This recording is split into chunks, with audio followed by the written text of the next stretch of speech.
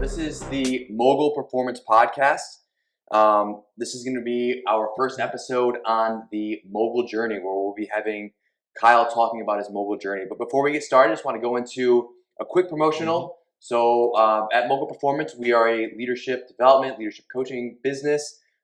We have different packages that come from the core package, which is for the new emerging leader. We have the MVP package for the leader who is is progressing in their mid-level manager position, a bit more seasoned in what they do. And then lastly, we have the Mogul package that maybe that business owner or that executive leader who's really looking to drive and take their leadership to the next level. So with the promotional out of the way, I just want to introduce you, Kyle. Kyle Kalbus, right? Yes. Okay. Kalbus. Awesome. Yes. Kalbus. So you and I met on when I was training for my 50K. We've done some some run clubs and stuff like that together.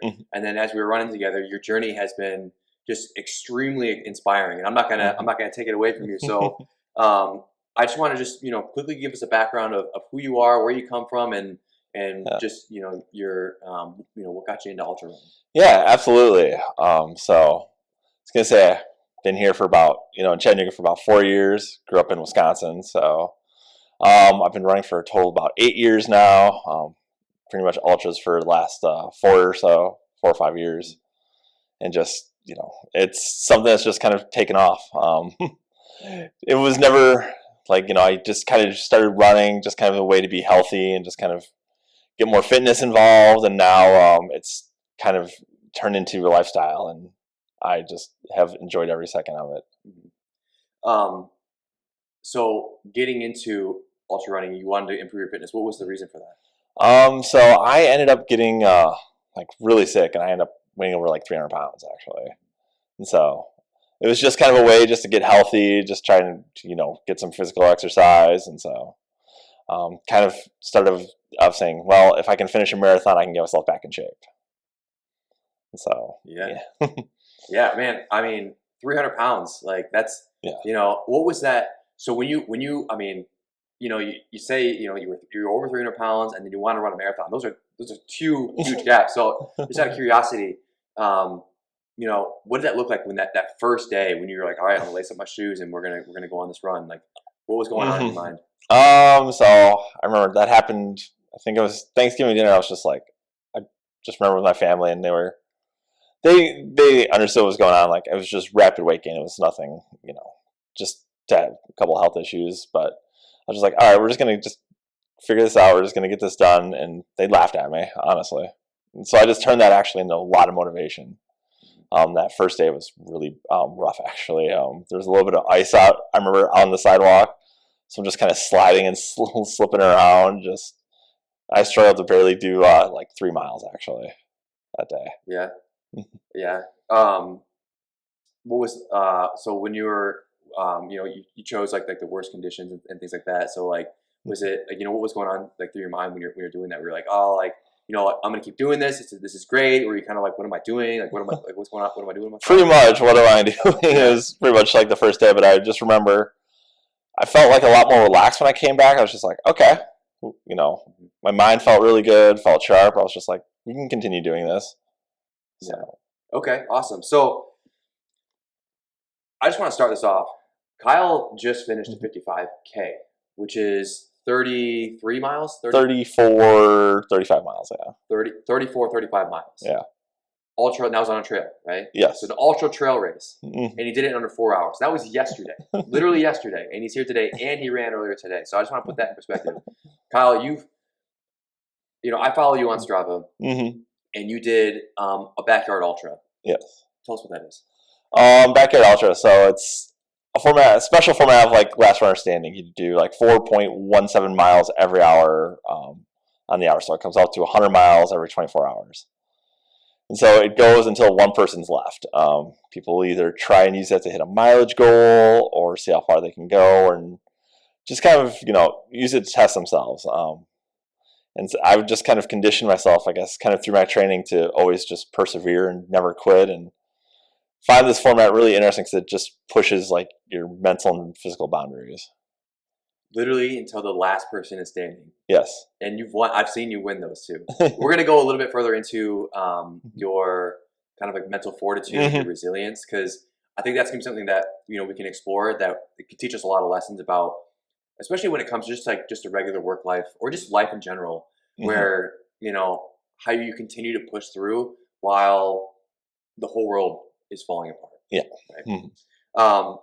But one last question before we move forward is, there's a controversial question of what makes an ultra an ultra. So I'm curious on what your perspective is. So I know some people just call the ultra anything over a marathon distance, which there's definitely some truth to that, just because it's just in terms of distance, but in terms of a mindset and mentality, it really kind of is a whole different animal. Just because the terrain's always a lot more difficult, it's a lot more time. You have to manage a lot more. Marathons they push you right to the edge of physical performance, whereas ultras require a lot of planning, staging, kind of mental kind of breakdowns, and just figure out how you can navigate certain things. It's like a puzzle. There's always kind of a piece missing, so you're just trying to work through it and be able to come out the other side as quickly as possible. So there's different kind of strategies, I guess, when it comes to a marathon, running a marathon. Where I think running a marathon is like, there's kind of it's very routine. It's kind of predictable. Where ultra running it's not quite predictable, and you kind of have to prepare for the worst almost, but you never know when that's going to come up. Yeah, exactly. Marathons are always kind of flat road. Like I'll be, you see like the elites are in like the low 2 hours, and most people, they have a time goal and they're usually pretty close. Yeah. And the weather's pretty predictable. Some of these trail races that we do, sometimes the atmosphere creates, it has a whole different atmosphere in some of these places. When you climb up these mountains, sometimes you'll be running downhill really fast, and then you'll have to like power hike or just shuffle up these steep mountains and ridges, and it just makes the terrain and just the mindset completely different, because you have to prepare for all different phases and not just repeat, endlessly until you finish. Yeah, and it's like, whether if it's snowing or if it's fall or if it's winter or if it's summer, right? If it's summer or if it's spring, where it's like super muddy, like these trail, you could run a trail in the spring and you could place a certain time that was maybe worse than what you would do it in the fall when the ground is a little bit cooler and it's hard and you can see it. Yeah, I think that's really helpful to kind of understand, the strategy that goes in. Is there's so many environmental factors that are involved when it comes to these kind of things.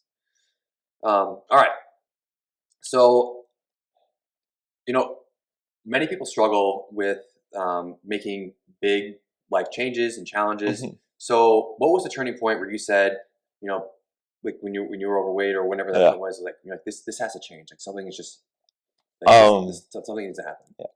Yeah, just like you said, the biggest thing for me was just being just miserable at dinner, honestly. I was just like, what is going on here? I just felt like really just kind of empty at that point. I was just like, what do you mean by empty?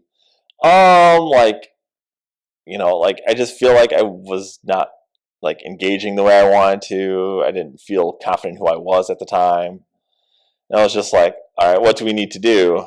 And the biggest thing was just feeling, healthier, be more energetic. And before I just felt like really lethargic and just was really struggling kind of being in my own shoes. So.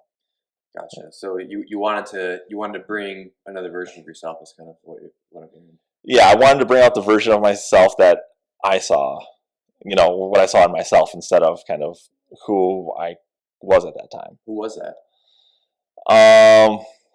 Kind of the person that you're seeing today right now. Someone who's, bold, adventurous, willing to, determined, motivated to accomplish what they want. So if you're looking back to that Kyle, who was 8 years ago, did that Kyle, would he be surprised if who we saw today, this person sitting in his chair? A little bit, yeah. A little bit, or a lot of it. Yeah. It almost sounds like. Sorry, I didn't mean to interrupt you. It almost sounds like you expected this. Like you're like, this is who I'm going to be. I've always kind of been kind of that ambitious person who goes for goals that I think a lot of people find extreme or, take a lot of effort or sometimes unrealistic. But that's just the type of person I am. When you're passionate, driven, and determined, you don't worry too much about trying to hit these milestones. You just really kind of focus on that everyday progress. Mm-hmm. And then when the opportunity comes to prove yourself, you're prepared physically, mentally, and the results speak for themselves. So you set your goals very high, mm-hmm. but you focus in on the daily tasks every single day, knowing that what you're doing today is going to get you to where you want to be tomorrow. Exactly.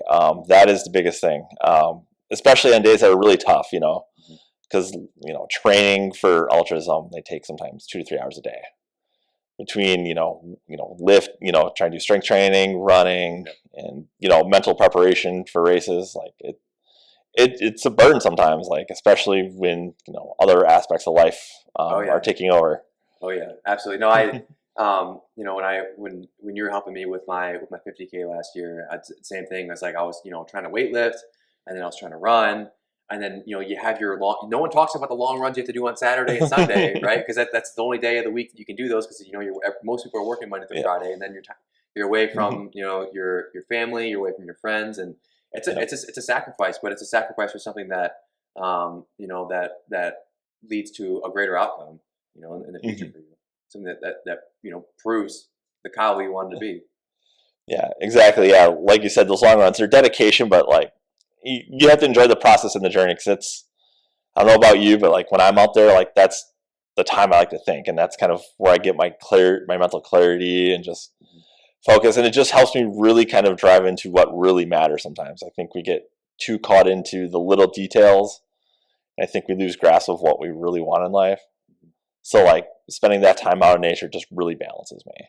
Absolutely agree. The nature aspect, it's like sometimes it's like my best thoughts happen when I'm running. Like I can weight train and some good thoughts come in when I'm running. It's like those like the most creative and the most emotionally driven thoughts are always something about the endorphins that running does really brings it out. And then on top of that, something about doing that when you're in a mountain makes it just enhances that even more. Exactly. I mean, especially in being in Chattanooga, there's 3 different mountains that you can run on with. Probably the most dense trailheads probably in the southeast that you'll see. Yeah, they are no joke here. Okay, so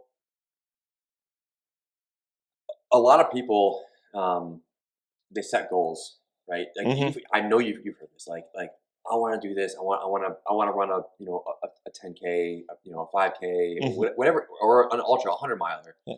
But people talk a lot, but a lot of people don't follow through, and I'm sure you've kind of seen that. Even when maybe people will follow through, committing to certain things, certain races, or people set goals for themselves, and then I know you're in it for the long run. This is you. Until the day you die, you will be this person. I know you will stick to that. But in the long run, people kind of tend to fall off. They kind of fall off the path eventually, right? Whatever comes up in life and those kind of things. So, what makes you stick to this? Stick to running. Really, honestly, I think it's just I enjoy the process and I enjoy the grind. I think a lot of people get caught up in trying to hit milestones, hitting these achievements. Honestly, it probably sounds really like cliche, but I'm not chasing trophies. I'm not chasing the 100-mile buckles that you see. I'm just really just honestly out there trying to enjoy myself. There's definitely a spirit of competition, and that comes at the very late stage. But the first 75-80% of a race, it's really about just being kind of centered and grounded. It's almost like what you're saying behind those words is like your biggest competitor, or your biggest motivator is yourself. Exactly.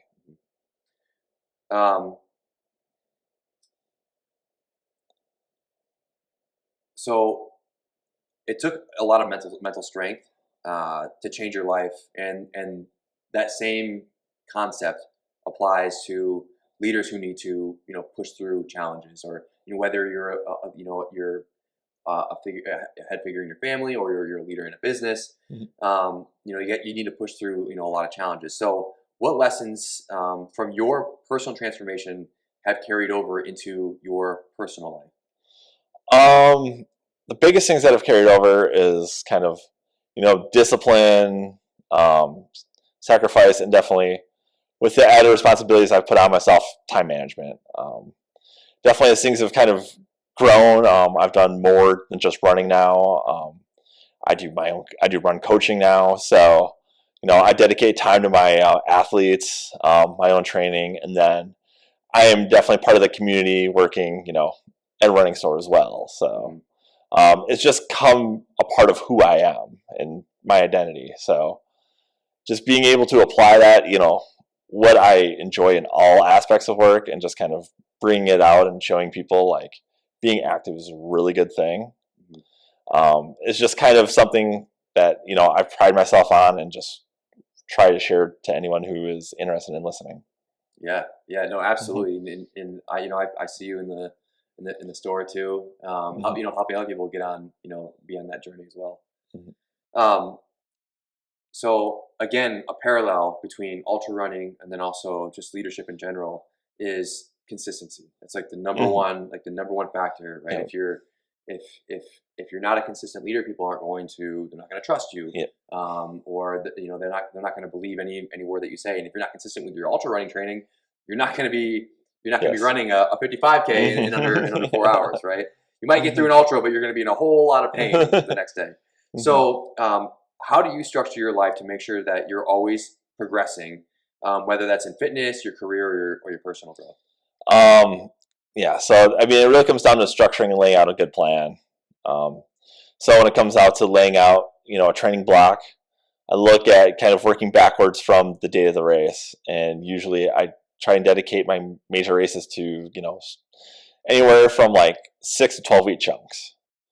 Knowing kind of I have a certain aspect like this week I want to work on speed, I want to work, and then I'll have a little bit of endurance, and I'll cater, sometimes I want to do more hills, more mountains, more climbing.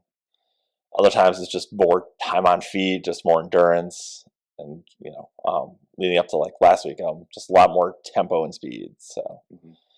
but yeah, using that into where once you identify the skills that you need to work on and develop, especially with your team, that applies really well because the same kind of strategy applies. You identify what the problem statement is. You figure out what steps you need to accomplish to reach the listed goal, and then you work with your team and the different various roles to tackle it in different ways. Everyone has their own strengths and abilities, and being able to leverage that and do so with consistency and leading by example is really how business gets done these days. That those words are music to my ears. I think you hit the nail on the head there when it comes to, like empowering your team, Yep. using their strengths. Like that, other people have strengths, so like get them involved and Mhm. have them, get creative and think about, you could think of a strategy and a way to go, but maybe someone on the team could be like, hey, Kyle, this, I think I found a better way to do this, Mhm. and you give them that opportunity to, to leverage their own strengths too. Yeah. So that's awesome. Um, so I think you're like, I'm really curious about this question. So many people struggle with burnout. Mhm. Burnout is a very common thing nowadays, especially with or a virtual or hybrid or just regular work. We have these things and we're always Yeah. tied to them, and Mhm. they're beeping and flickering all the time, and they're going off. So, um, in what you've done, so you push your body and mind to absolute extreme limits, and even as you mentioned yesterday in your post, like you could barely see. So how do you manage to balance that and avoid overexhaustion, or mental exertion? Yeah, I think that's the hardest part. Is I think a lot of people will just keep pushing and pushing. Just you have a plan, you stick to it, and sometimes you have to take a step back and realize like you may want to do something, but in the long term, you're really kind of doing harm to yourself. And that's probably the hardest thing I've had to learn probably in the last 18 months to like 2 years is I would always just keep going, keep pushing the limits and the edge, and just not ever lay off them. Every once in a while, I just realize I need to take a day and just breathe. And that's usually, trying to switch up, how I train, do a little more cross training now. It's not just all running every day of the week, even though I pretty much do. Yeah. But no, I am focusing more on kind of adaptive workouts and shorter run days. So spending more time on the bike, more strength training, CrossFit. So just trying to vary what I do so that it's not always the same repetition. What are your like your signs that you're like, I need a break? When you're kind of in the middle of like training and all of a sudden you just have a day or two where it's just not there. You just feel like you're going through the motions. You're not engaged. You feel like you're just following a plan more than actually like training yourself. So I'm almost ready to say like you're kind of like falling out of love with it a little bit. Yeah, well, when it becomes like autonomous. Yeah. Like a task. And sometimes, when you are doing these 100-mile races, like it comes to a point where you just have to just put one foot in front of the other. Yeah. But there's little tricks you can always do. Like things I always do is count to 10. And then I always try and look for like, what do I see? Just kind of do sensory kind of things like, CBT, DBT, just stuff so that I stay engaged and active and not just kind of go along with it passively. CBT and DBT. Explain to us what that is. So CBT is cognitive behavioral therapy, and DBT is dialectic behavioral therapy. And so these are tactics that I've learned really to just kind of be, mindful and present in the moment. And that's just, just finding the different things, sensing your breath, just feeling it up against your hand. Yeah. And it's always like, hey, I'm going to look for something, green. So you look at the leaves, you look at like the texture on the bark of the trees. You can look at kind of, when you're on the trails, you can look at like, is it soft? Is it hard? Like, what do you feel? Mm-hmm. It's like, instead of the internal stress, pain that you're feeling in the moment, you're taking that feeling and you're focusing on things externally, extra outside of your body. Like you said, confidence that you're focusing on things other than yourself. Kind of like if during an ultra, you're like that my ankles are killing me, my calves are tight, all these things, but you're focusing on other things outside of yourself to help distract you. And I remember listening to something about that, how that's it can actually be extremely beneficial for stress and resilience. Yeah, absolutely. Yeah, the less time you spend kind of focusing on what's really going on, the more you're able to function without that limitation, especially as you're enduring in ultra events. Yeah, I think this follows up into really well into our next segment, which is for all the extreme challenges that you've endured, what had those taught you about suffering and resilience? I think it really taught me how much more capable I was than I thought. I think sometimes, we get a little kind of stuck in our ways, a little complacent. Sometimes, we're not learning, evolving, and adapting enough. But, when I'm out running and doing all these events, the biggest thing I'm always learning something. If it's, something about my stride, my form, balance, like there's always these little things, and just kind of using that to like, apply like, in like professional settings. It's like, instead of just accepting things for the way they are, it's how can we do it better? How can we be more efficient? Is there a more effective way? Is there, something that can, save, money off the bottom line? So, in the book Man's Search for Meaning, it kind of touches on that a little bit too, where and all the pain and all the suffering that is happening, there's there's some good that can come out of this, which is what you mentioned, trying to find those things that you can pull out during these extreme challenges. So when it comes to comfort. I don't think that word exists in your vocabulary, the word comfort. So you embrace discomfort. So what advice would you give someone who is struggling to step outside of their comfort zone? Yeah, I mean, that's exactly being comfort. I think we've been searching for being comfortable, and the more I've kind of played around with that, I think I'm more comfortable being uncomfortable, just embracing, the unknown and everything else versus what's comfortable. It just seems like it's good to always wind down and, relax sometimes, because we all need to, can't be constantly engaged, especially, with electronics and all the lights and simulation. Sometimes, like, it's good to just have these calming, practices around you. But the biggest thing is, sorry, give me a second. No, you're good. Anyone who's trying to make a change is just, I tell everyone to just go for it. Honestly, like, don't take that step. Yeah, don't think about, I need to do this, I need to do that, or I need gear. Like, just show up. Like, show up and do the work and have an open mind. It gets you a lot further, earlier, if you're ready to, and prepared to, tackle something that you don't know and you're not good at. And so I'm always trying to, like, learn, things that are not familiar to me. So in a previous podcast, I was talking about not negotiating with yourself. So if you're like, sometimes, it's like the best races you can sign up for are the ones that scare you, and you just are like, you know what, if I think about this too much, it's not going to happen. So you just sign up for it and you do it. That's actually a really good point. Is, yeah, if you're signing up for races and they don't scare you, or your goals aren't scaring you, I think that's kind of what people like.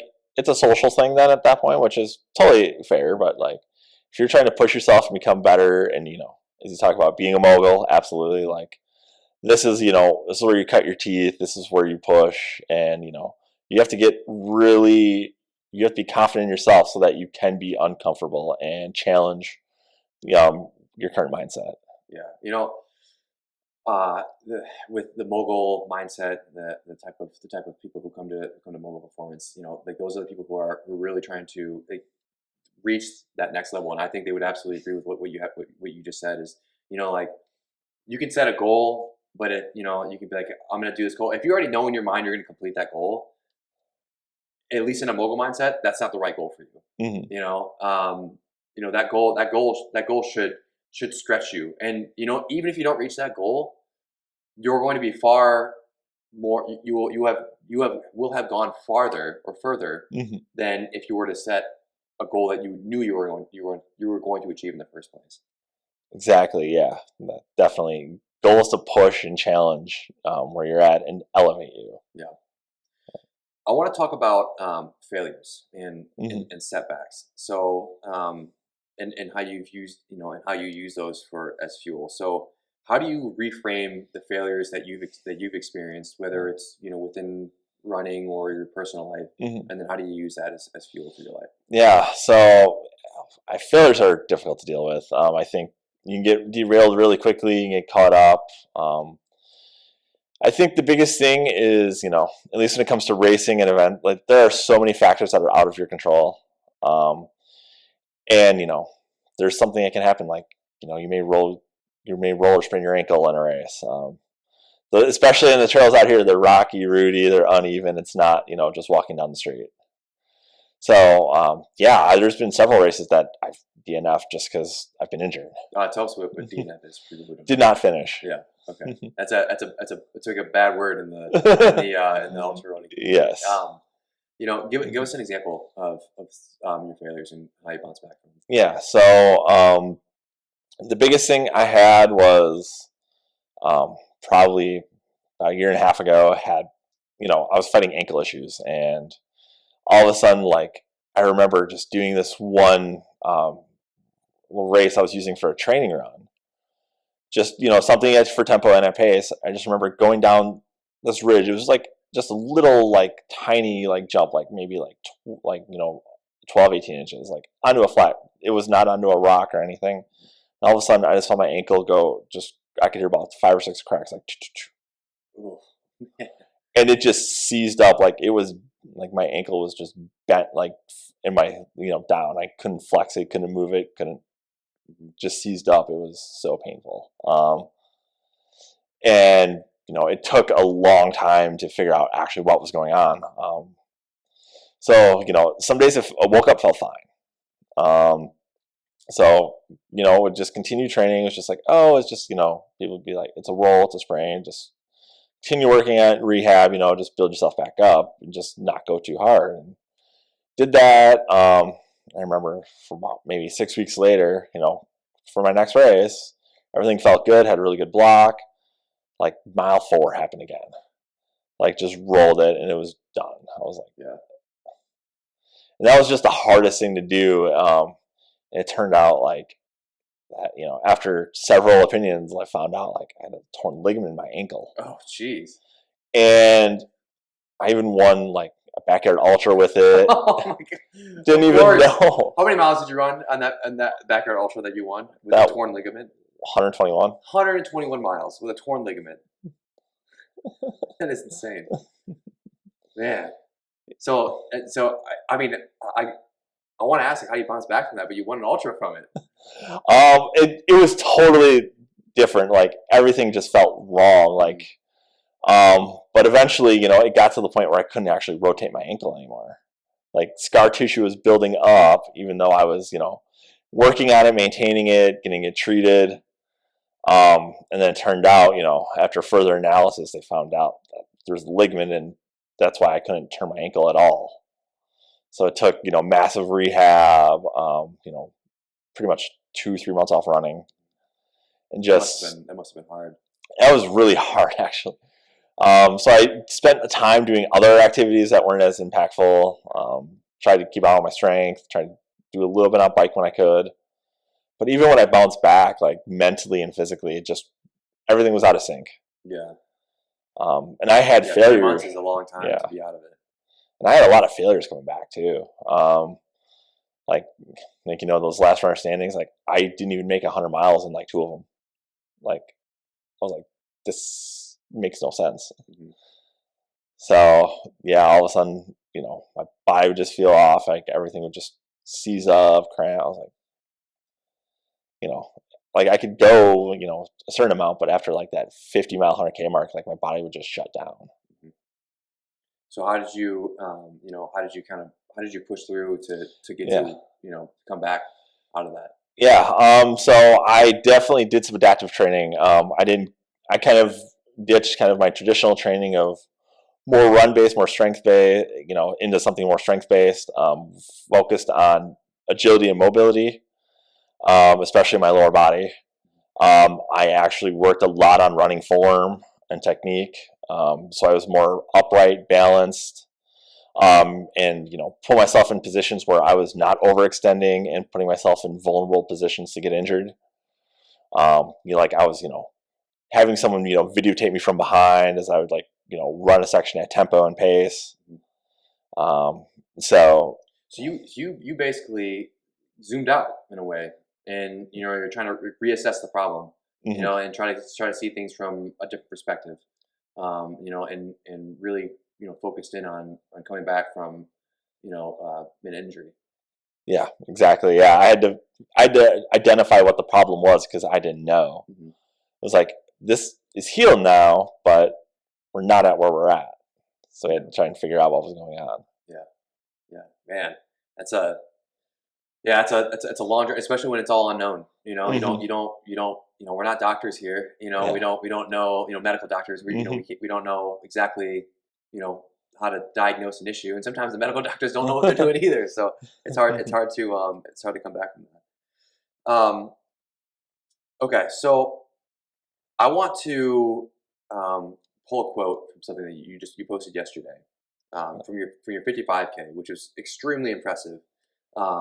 Finishing just under 4 hours. And I pulled this off of the caption that you wrote. So I'm just kind of pulling it right, coming straight in the middle of this caption, just for context. So it says, "My pace was 20 seconds a mile faster than lap 1, but the battle for a sub 3 and a BQ." What's a BQ? Boston qualifier. For a Boston qualifier is on the brink. I'm running on Mm-hmm. the ragged edge. I've completed the second lap in a 2 hour and 38 minute. I'm 2 minutes behind the leader and 2 minutes ahead of third. There are 3.5 miles to go for the marathon mark. I have zero margin for error. There were times I couldn't see straight, taking every tangent as efficient as I could. I could feel every second sneak up on me. I reached the marathon mark in 3 hours and 40 seconds.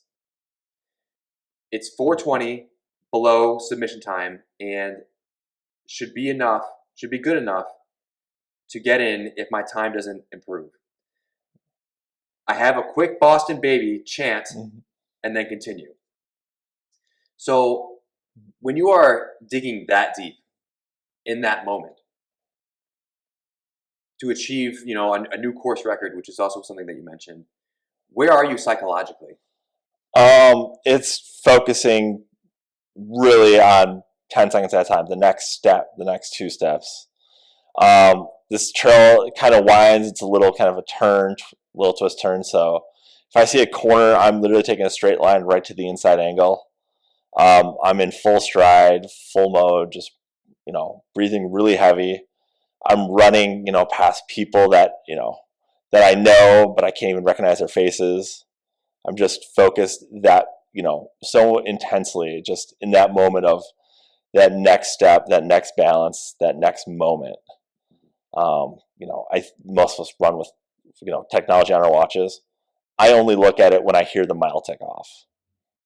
I'm just digging every step as hard as I can. I can feel like, my toes just dig in, and just making sure I'm just leaning. My breath is, in rhythm, consistent, and everything else is just turned off. I don't hear anything. I don't see anything other than the trail and just vague figures around me. So just extreme focus is what's going on here. Where are you drawing that from? Where's that drive? Where is that coming from? That's, I guess that's something that I just have learned over time, where I can just have that ability to focus on one thing and just fixate on it. And I think that it's really hard to do. Just mentally preparation, getting ready for this. I knew that, it was a fast course. There were a lot of other fast runners. Didn't even know until early in the race that it was actually a Boston qualifying race. I would have ran it a little differently. So when I did, I had to change my strategy on the fly, real quick, instead of. So you figured out it was a Boston qualifying race while you were running the race? Yes. Okay. They got the paperwork done the week of, which was a nice surprise for all of us. Gotcha. So. Yeah. Wow. Okay. That's amazing. Just your ability to, it, that introspection of just being able to know how to just lock it in and create that extreme focus that you have, when your whole body is absolutely screaming at you to stop, and you're still able to just kind of shut that off. Look at your watch anytime you hear that single beep, and you just keep moving forward. Yeah. So let's begin to wrap up here. So if you could go back and give advice to yourself who thought where you are today was impossible, what would you say? I was gonna say, I'd just say, be bold, dream big, be honest with yourself. I think sometimes, I got caught up just trying to, think, just maybe, a couple weeks, maybe a month or two ahead, where, sometimes you kind of, did compromise with yourself long term.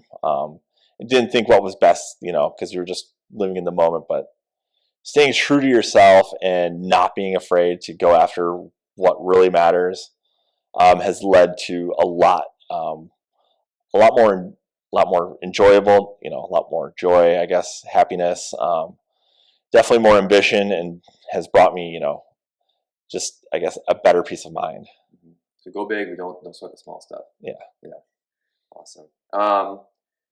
So for anyone who's listening right now who wants to make a major transformation, just like what you have, which is extremely inspiring, but they feel stuck, what should their first step be? First step is to write it down, tell the people you trust. absolutely. The people that are in your corner. You said tell the people you trust? Yes. Second one? Okay. Yeah. Let as many people know as possible. And I'm not saying put it on Facebook. Like, tell people face to face, call them, be like, I want to do this. Some people will, dismiss it or say good for you, but find those people. Find 3 to 5 people that says, let's do it. Or hold you accountable. Someone that may already be skilled in the areas that you're working with, like in physical fitness. Someone who is in shape and does take their health very seriously. And be like, hey, I want to do this. And just be like, figure out if there's a good, if you go to group stuff, like the trail runs that we do, like there's a pace for everybody. Yeah. So you can always find someone to match up with. And that's always really helpful. And we always cater to newer people. So, because we want them to feel welcome, healthy, and, come back, because, it's all about community. Mm-hmm. It's really interesting that you mentioned to talk to people about that, because so many people would say, keep your goals to yourself. You got to lock it in. Keep it to yourself. I think it depends on who you are as a person. But I agree with you, and the reason why I agree with you is there's a sense of accountability behind that. Yeah. When you set a big, hairy, audacious goal, and then you tell a loved one, be like, I'm going to do this. Like, there's a lot of accountability behind that. Or you tell your friends, the ones who are also, like you said, who are on the same path, or people who have reached those goals that you have, and you tell them, like, I want to do it, I want to do this. That sets a fire under your ass to move forward and to exactly. to achieve your goals. Yeah, exactly. That's the thing, is finding those people that will support you. I know sometimes in the professional world, like, you shouldn't be telling your colleagues, like, hey, I want to step up and do this. Mm-hmm. Like, those conversations have to be done in a certain way. Yes. Absolutely. Yeah. But, finding those opportunities, saying, hey, I see this, and it being presenting up front, not just saying, why not this, but like, be like, hey, I have 5 minutes. Let me show you something. Yeah. Like, taking that next step, saying that you've already taken the initiative. That, I think, goes, the next step, instead of, dreaming big is huge. And when we're doing stuff, outside of, professional lives, I think it's a lot easier to do it that way. Mm-hmm.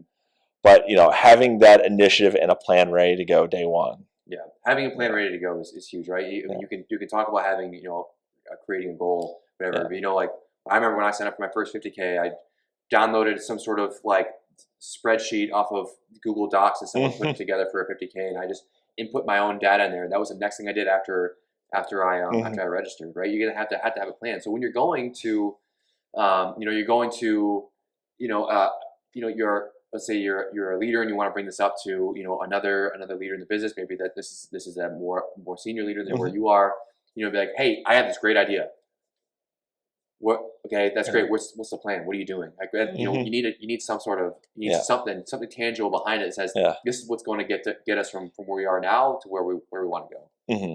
Yeah, that's great. So what's next for you? Next, I think I have a lot going on right now, and I'm kind of excited about it. Kind of, in terms of running wise, I have several 100-mile races coming up. I'm really excited about.